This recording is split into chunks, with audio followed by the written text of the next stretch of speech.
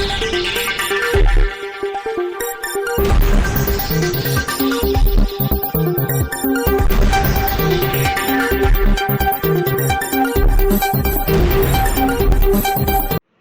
દર્શક મિત્રો, શિનોર સમાચારમાં આપ સૌનું હાર્દિક સ્વાગત છે। પોલીસ મહાનિર્દેશકના આદેશ મુજબ પૂર્વ કચ્છ પોલીસ તંત્ર દ્વારા ડિમોલિશન પ્રક્રિયામાં માત્ર કોળી સમાજને ટાર્ગેટ ન કરવાની માંગ સાથે ગુજરાત ક્ષત્રિય ઠાકોર સેના રાપર તાલુકા દ્વારા પોલીસ અધિક્ષકને આવેદનપત્ર આપવામાં આવ્યું।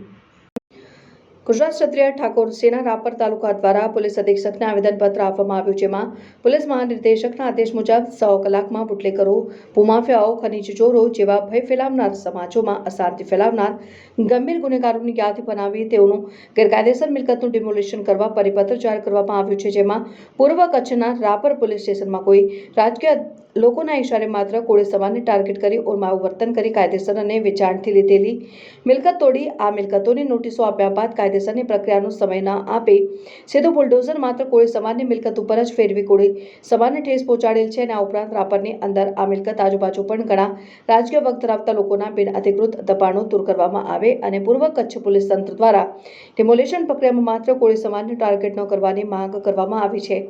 આ દરમિયાન સમગ્ર કચ્છ અને વાગડ પંથકના કોળી સમાજના યુવાનો, આગેવાનો અને વડીલો મોટી સંખ્યામાં ઉપસ્થિત રહ્યા। રિપોર્ટર ભરત ઠાકોર, શિનોર સમાચાર ન્યૂઝ, કચ્છ। મારું નામ મકવાણા ઉમેદભાઈ, રાપર કચ્છ છે।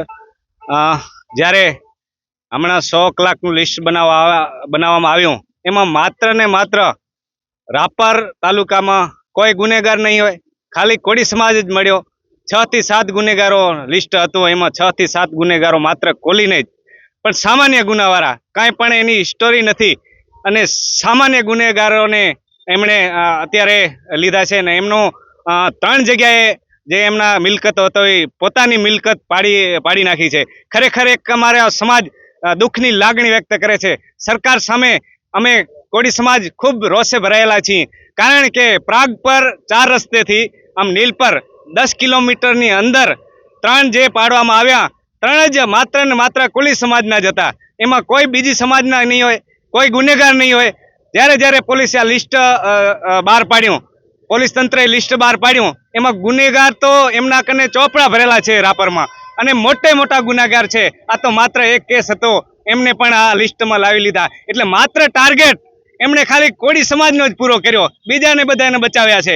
સારા ગુનેગારો જે ખૂની છે, જે માફિયા ચોરો છે, જે મોટા દબાણો કરી રાખ્યા છે, ખનીજ ચોરો છે, એને બચાવ્યા અને માત્ર સામાન્ય પરિવાર મજૂરી કરીને જે કામ કરતો હતો એને જ અમે એને ગુનામાં લીધા છે અને એમની વર્ષો જૂની કમાણી એમને આજે ધવસ કરી નાખી છે। ખરેખર અમારો સમાજ, કોળી સમાજ ખૂબ રોષે છે। અમે અહીં જો અમને ન્યાય નહીં મળે તો અમે ગાંધીનગર પણ અમે આ રીતના ગાંધી ચિંધ્યા માર્ગે પણ બેસશું અને ઉગ્ર રજૂઆત કરીશું।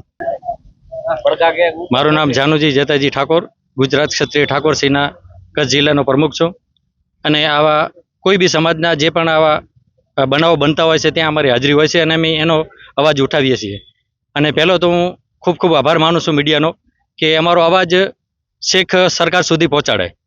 હવે જે હમણાં લિસ્ટ જાહેર કરવામાં આવ્યા છે આપણા ગૃહપ્રધાન થકી, એ 100 કલાકની અંદર 100 લિસ્ટ બની જાય, બધું બની જાય, મતલબ કે પોલીસ તંત્રને બધી ખબર છે કે આ કોણ કેવું કામ કરે છે, એ આપણે લેટ ગોઈને કરીએ, પણ જે મોટા ગુનેગારો છે એમને કાંઈ કરવું નહીં, એ ટોટલી રાજકારણી ધરાવતા હોય એટલે એમને કાંઈ સાવરવાના, એ લોકોને કાંઈ એક્શન નહીં લેવી અને નાના એક ચીભડાસોર જેને કહેવાય ચોર, એ લોકો પર એક્શન લેવી આ બહુ ખોટી વસ્તુ છે। એના માટે અમે ત્યાં લોકલ ત્યાં PSIને પણ જાણ કરવામાં આવી, મામલતદારમાં પણ જાણ કરવામાં, કોઈ એનો કોઈ રોકટોક થઈ જ નહીં, એટલે એટલા માટે અમે SP સુધી આવવું પડ્યું, નકર અમે કોઈ SP સુધી આવવાનું અમારું કોઈ કારણ છે નહીં, એટલે મજબૂરી અહીંયા આવવું પડે છે, SP સુધી આવેદનપત્ર દેવા પડે છે, એટલે આ સરકારની બહુ ખોટી રીતિ છે।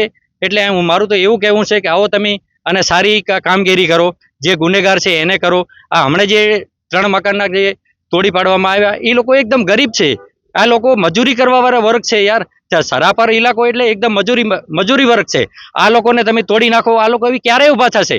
એ મજબૂરી આખી એની જિંદગી કેળવી મજૂરી કરીને એક મકાન બનાવેલા હોય એ તમે તોડી નાખો, હવે તમે એને બનાવશે કોણ? પહેલી તો જવાબદારી હું તમને એ કહું છું કે એ લોકોની જવાબદારી કોણ કે આ લોકોને ઊભા કરશે।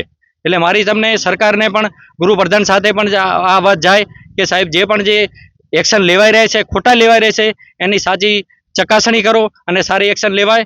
જય માતાજી. અસ્તુ. મારું નામ મનજી મકવાણા, યુવા કાર્યકર રાપર. આજે અમે જે રાપર તાલુકામાં જે યાદી 24 કલાકમાં 100ની યાદી બનાવવામાં આવી એ અનુસંધાને આજે એસપી કચેરીએ અમે અલગ અલગ સંગઠન દ્વારા કચ્છ જિલ્લાના આજે યુવા કાર્યકરો, આગેવાનો, વડીલો, પ્રમુખો બધા અહીંયા એક સાથે મળીને એસપી કચેરીએ અમારા ન્યાય માટે અમે આજે આવ્યા છીએ. ત્યારે ખરેખર ક્યાંય ને ક્યાંય અમને એવું લાગ્યું કે અમારી કોળી ઠાકોર સમાજને જ ટાર્ગેટ કરી રહ્યા છે. યાદીમાં ત્યાં અમને પોલીસ તંત્ર દ્વારા ત્યાં યાદી આપવામાં આવી, એમાં અમારા માત્ર 3 જ યાદી હતી. તો એમાં ઘણા ખરા અમે અઠવાડિયામાં છાપામાં જોયું તો બુટલેગરોની યાદી અમારા કોળી સમાજના પણ છાપામાં 6-7 નામ આવે છે. જોગારીમાં પણ અમારા કોળી સમાજના નામ આવે છે. જે મકાન પાડવામાં છે એમાં પણ કોળી સમાજના નામ આવે છે. તો અમને રાપર તાલુકામાં પોલીસ તંત્રનું એવું લાગે છે કે કાંઈ ને કાંઈ રાજકીય ઇશારે ચાલતી પોલીસ છે, કારણ કે અમારી સમાજને જ ટાર્ગેટ કર્યો છે. તો આ અમે સાંખી નહીં લઈએ, એટલા માટે અહીંયા અમે આજે એસપી કચેરી આવ્યા છીએ. જો અમને ન્યાય નહીં મળે તો અમે આગામી સમયમાં રસ્તા રોકો આંદોલન, ગાંધીજી માર્ગ અમે ગાંધીનગર સુધી પણ જઈશું અને અમે પૂરેપૂરો ન્યાય મેળવશું. હા, મારું નામ હરેશભાઈ કરશનભાઈ ઠાકોર. હું રાપરથી આવું છું. ગુજરાત ક્ષત્રિય ઠાકોર સેના રાપર તાલુકા પ્રમુખ છું. અને ખરેખર અમારે રાપરમાં જે ડિમોલેશન થયું તે અમારી કોળી સમાજ ઉપર ખરેખર ઓરમાની વર્તન થઈ રહ્યું છે આ તંત્ર દ્વારા. એની અમે આજે રજૂઆત કરવા આવ્યા હતી. ખરેખર જે ગુંડા તત્વો છે, જે પોલીસ ઉપર હત્યાની કોશિશ કરી ચૂક્યા છે, એ હજી યારે ખુલ્લેઆમ ફરી રહ્યા છે. એના દબાણ એમને એમ છે કાયદેસર. જે આ 3 દબાણ દૂર કરવામાં આવ્યા છે એની બાજુમાં જ જાઓ તો દબાણ બતાવે છે. જે 3 દબાણ છે, જે નીલપર પાટિયાનું દબાણ છે, એનાથી થોડાક આગળ જાઓ તો એવી જ રીતનું દબાણ છે કે ખરેખર મારી સમાજ ઉપર આ ઓરમાની વર્તન છે આ તંત્ર દ્વારા. અને તંત્ર કને આજે અમે રજૂઆત કરવા આવ્યા છીએ. અને જો તંત્ર હજી સુધી જો નહીં આ નીંદરમાંથી જાગે તો અમે ઉગ્ર આંદોલન પણ કરવાની મારી સમાજની તૈયારી છે.